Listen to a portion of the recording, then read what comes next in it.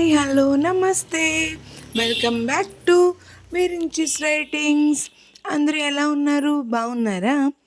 So ఈరోజు story start చేసేద్దామా? ఈరోజు స్టోరీ ప్రేమ సంఘర్షణ సీజన్ 2 ఎపిసోడ్ 65. నువ్వేమంటావమ్మా లేక?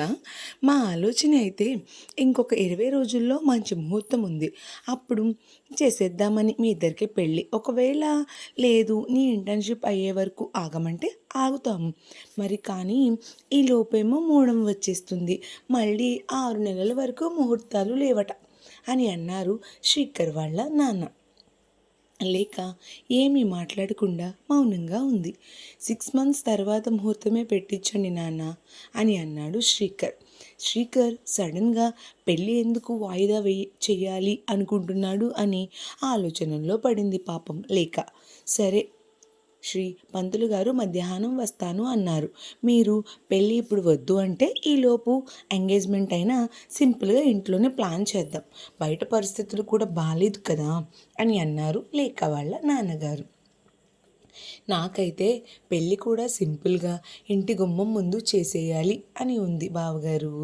ఈ న్యూస్ అది చూస్తుంటే మళ్ళీ నాకు చాలా భయం వేస్తుంది. లేదా కరోనా లాగా మళ్ళీ ఎక్కడ ఏ కర్ఫ్యూలు పెడతారో ఏంటో అని అనిపిస్తుంది అని అన్నారు శ్రీకర్ వాళ్ళ నాన్నగారు. నిజంగా అండి బావగారు, మా మనసులోనూ అదే ఆలోచన ఉంది బావగారు. అల్లుడు వద్దు అంటున్నాడని ఆగుతున్నామని అన్నారు లేక వాళ్ళ నాన్న. మావయ్య ఎలానో పంతులు గారు ఈవినింగ్ కదా వచ్చేది, ఈలోపు లేక శ్రీకర్ని మాట్లాడుకొని ఒక నిర్ణయానికి వస్తారులే అని అన్నాడు ఆకాష్. సరే ఆకాష్, నువ్వు అన్నది కూడా నిజమే, వాళ్ళు కూడా మాట్లాడుకుని ఒక నిర్ణయానికి వస్తే మంచిదే కదా అని అన్నారు అంతా. ఈలోపు వీళ్ళు ఇలా మాట్లాడుకుంటూ ఉండగా ఇంతలో పృథ్వీ వాళ్ళు కూడా రావడంతో పెద్దవాళ్ళంతా వరండాలోనే కూర్చుని కబుర్లలో పడ్డారు. ఆకాష్ వాళ్ళంతా ఇంకా వర్క్కి టైం అయిందని వెళ్ళి వర్క్ స్టార్ట్ చేయడానికి లివింగ్ రూమ్లోకి వెళ్ళారు. లేక శ్రీకర్ని పక్కకి లాక్కెళ్ళి ఎందుకు నువ్వు పెళ్ళి వద్దంటున్నావు అని అడిగింది. చెప్పాను కదా లేక నీ ఇంటర్న్షిప్ అని శ్రీకర్ అంటుంటే లేక శ్రీకర్ చెంప మీద చిన్నగా కొట్టి, ఏంటి నాకంత బ్రెయిన్ లేదనుకుంటున్నావా, లేకపోతే అర్థం చేసుకోలేను అనుకుంటున్నావా, నిజం చెప్పు అని అంది. నిజంగానే లేక ఈ ప్రాజెక్ట్ అని శ్రీ అంటుండగా శ్రీ అరచేతిని తన తల మీద పెట్టుకొని, నువ్వు మార్నింగ్ నుండి కూడా ఎందుకో డల్గా ఉన్నావు, పెళ్ళి కూడా ఎందుకు అప్పుడే వద్దంటున్నావు చెప్పు, లేదంటే నా మీద ఒట్టు అని అంది.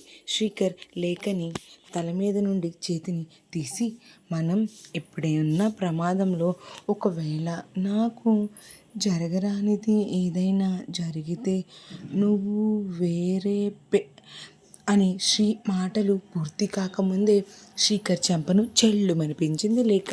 పిచ్చి పిచ్చి వాగుడు వాగితే పళ్ళు రాలిపోతాయి. రాత్రి ఏదో అనుకోకుండా జరిగింది, అయినా ఎవరికీ ఏం కాలేదుగా, నువ్వు ఇలాంటి మాటలు మాట్లాడుకు శ్రీ ప్లీజ్ అని ఏడుస్తూ శ్రీకర్ని హత్తుకుంది లేక. శ్రీకర్ లేఖని దూరం జరుపుతూ, ఒకసారి నా మాట విను లేక, నేను ఏది చెప్పినా ఆలోచించకుండా చెప్పను కదా, నేను చెప్పేది విను ప్లీజ్ లేక, కాస్త ప్రాక్టికల్గా ఆలోచించు, నువ్వే చదువుకున్న అమ్మాయి కదా నువ్వు కూడా, సో ప్రాక్టికల్గా ఆలోచించులేక అని అన్నాడు శ్రీకర్. ఆ మాటకి ఈసారి సంధ్య శ్రీకర్ చెంప చెళ్ళుమనిపించింది.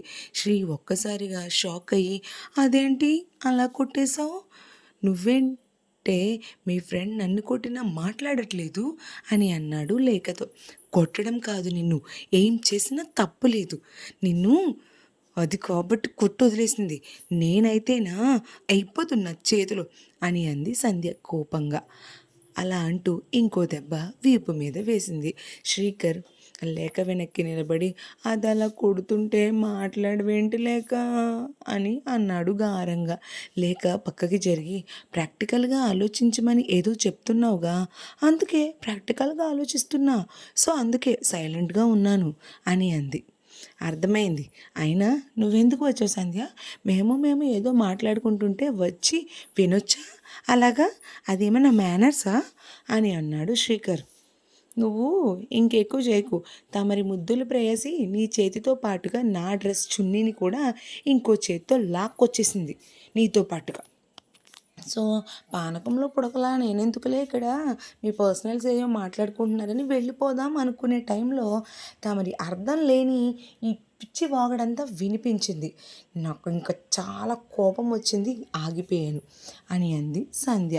కానీ సంధ్య, మనమందరం ఇప్పుడు నిజంగానే ప్రమాదంలో ఉన్నాం కదా సంధ్య, ఇలాంటి టైంలో పెళ్ళంటే అని శ్రీకర్ అంటూ ఉండగా, శ్రీకర్ నీకు తెలిసి తెలియకుండా ఏం మాట్లాడకు శ్రీకర్, ఏంటి ప్రమాదం, అయినా నువ్వెందుకు అలా ఫీల్ అవుతున్నావు అని అంది సంధ్య.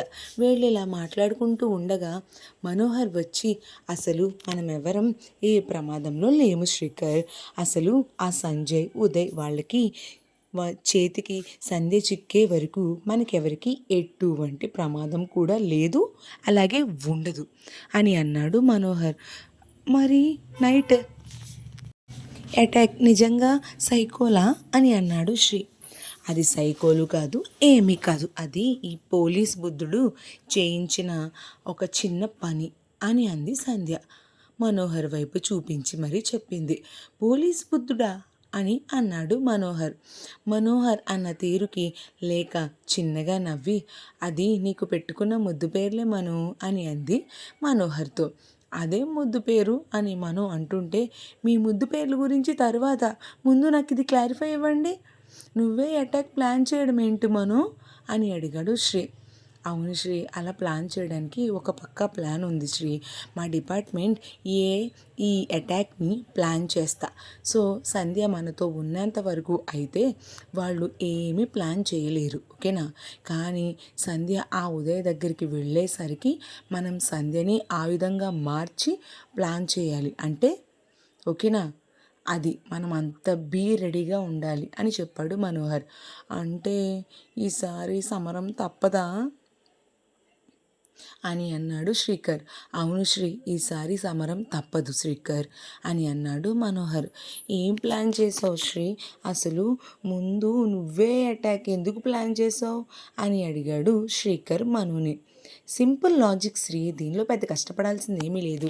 ఎగ్జామ్లో ఫెయిల్ అయిన స్టూడెంట్ నవ్వుతూ ఇంటికెళ్తే ఇంట్లో వాడు ఏడ్చే వరకు కొడతారు, అదే వాడు ఏడ్చుకుంటూ ఇంటికి పోతే వాళ్ళకి కొట్టాలని ఆలోచనే మర్చిపోతారు, దట్టు వాడిని ఇంకా ఓదార్చుతారు. సో అదే లాజిక్ ఇక్కడ నేను అప్లై చేశా. అలాగే ఆ సంజయ్ మేఘన కోసం ఏమైనా అటాక్స్ ప్లాన్ చేయాలి అంటే వాడు ఇప్పుడు ఉన్న సిచ్యువేషన్లో ఇలాంటి ముఠ ఊరిని చుట్టుముట్టినట్టుగా ప్లాన్ చేసి చేయాలి. సో అదే ప్లాన్ మా డిపార్ట్మెంట్ అమలు చేసి ఊరి చుట్టూ ప్రొటెక్షన్ ఏర్పరిచాం. సో వాడు ఇప్పుడు ఎలాంటి ప్లాన్స్ చేయాలి అని చూసినా అండర్ వరల్డ్లో ఉన్నవాడు కాస్త పోలీసులకి ఈజీగా దొరికేస్తాడు. సో ఈ టైంలో వాడు ఎటువంటి ప్లాను చేయలేడు. సో మనకి ఇంకా రిస్క్ ఏంటి, అయినా వాడు ఇంత టైట్ స్కెడ్యూల్లో మన పైన దాడి చేయలేడు, కాబట్టి వాడు ఇప్పుడు ఏమీ చేయలేడు. దీని తర్వాత ప్లాన్ ఏంటి అనేది మీ పెళ్ళయ్యాక చెప్తా. సో నువ్వు పిచ్చి పిచ్చి ఆలోచనలు మానేసి త్వరగా పెళ్లి చేసుకో అని చెప్పాడు మనోహర్. నువ్వే అటాక్ ప్లాన్ చేయించినప్పుడు మరి మేఘనాక్క కోసం ఎందుకు కంగారు పడి ఇక్కడికి తీసుకొచ్చావు మమ్మల్ని అందరినీ ఇందాక అని అడిగాడు మనోహర్ని శ్రీకర్. లేక కూడా సేమ్ అదే క్వశ్చన్ అడిగింది మనోహర్ని. దానికి 2 రీజన్స్ ఉన్నాయి. ఒకటి, మా డిపార్ట్మెంట్ వాళ్ళు అరేంజ్ చేసిన సైకోలకి మేఘన వాళ్ళ ఇంటి వైపు రావద్దని ఇంట్రొడక్షన్ ఇచ్చాను. కానీ ఒకవేళ వాళ్ళు మర్చిపోయిన వాళ్ళలో మా డిపార్ట్మెంట్ అరేంజ్ చేసిన వాళ్ళ నుండి కాక అనుకోకుండా మా డిపార్ట్మెంట్ వాళ్ళు కాకుండా వేరే బయట వాళ్ళు ఎవరైనా వచ్చేస్తే, సో అలా వచ్చేసిన వాళ్ళ నుంచి ఎవడైనా అటాక్ కానీ ప్లాన్ చేయాలనుకుంటే అప్పుడు ఏంటి పరిస్థితి. సో నాకు అది వెంటనే అదే ఆలోచన వచ్చింది. అందుకే ఇంకా సడన్గా అని మనం ఇంకా ఫ్లోలో చెప్తుంటే, కాదు మరి రెండోది ఏంటి అని అడిగింది సంధ్య. రాత్రి జరిగిన అటాక్ తర్వాత నుండి శ్రీకర్ ఫేస్లో చేంజ్ గమనించాను నేను. ఆకాష్కి వీళ్ళ విషయంలో తొందరపడాల్సిన టైం వచ్చింది అని ఒక మెసేజ్ పెట్టాను.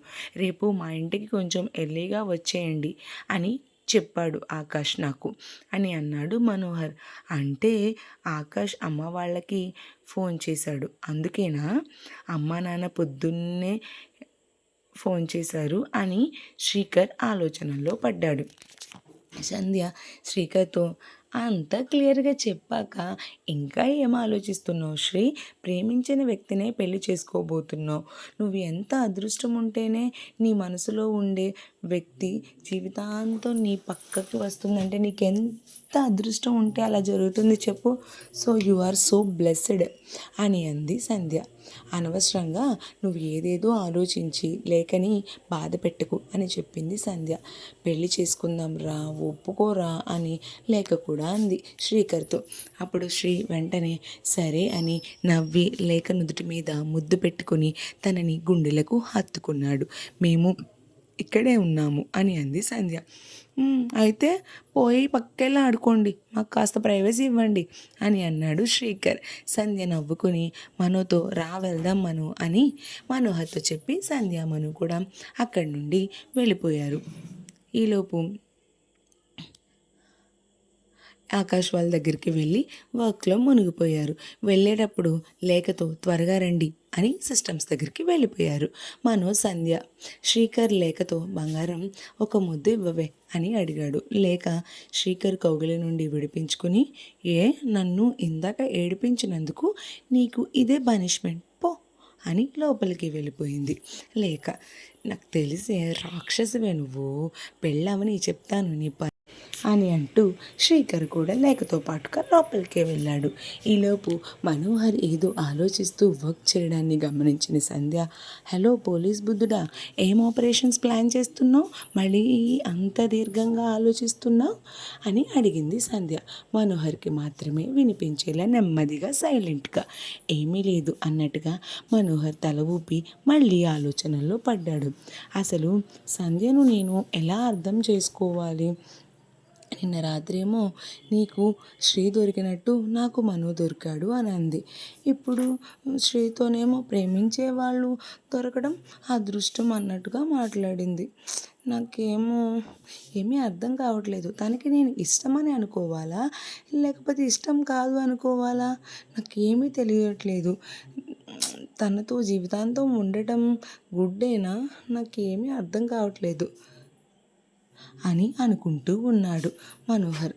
ఇలా అనుకుంటూనే అయినా ఎంతైనా ఉదయ్ తనకి ఫస్ట్ లవ్ కదా, ఆ ఉదయ్ గాడు మోసగాడు. కానీ పాపం సంధ్య ఏం చేసింది?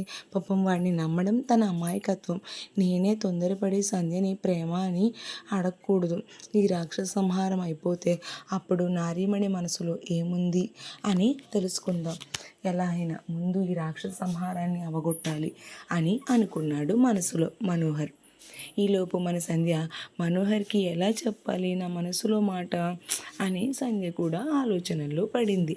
వీళ్ళ ఆలోచనల్లోనే వర్క్ పూర్తి చేయడం, పంతులు గారు రావడం అన్నీ జరిగాయి. మరి సంధ్య తన మనసులోని మాటని మనోకి చెప్తుందా?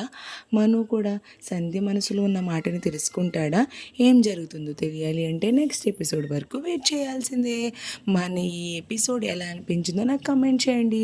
మా ఛానల్ని లైక్ చేయండి, షేర్ చేయండి, సబ్స్క్రైబ్ చేయడం మర్చిపోవద్దు. మీ సపోర్ట్ ఇప్పుడు ఇలానే మా ఛానల్పై ఉండాలని కోరుకుంటూ thank you so much for watching.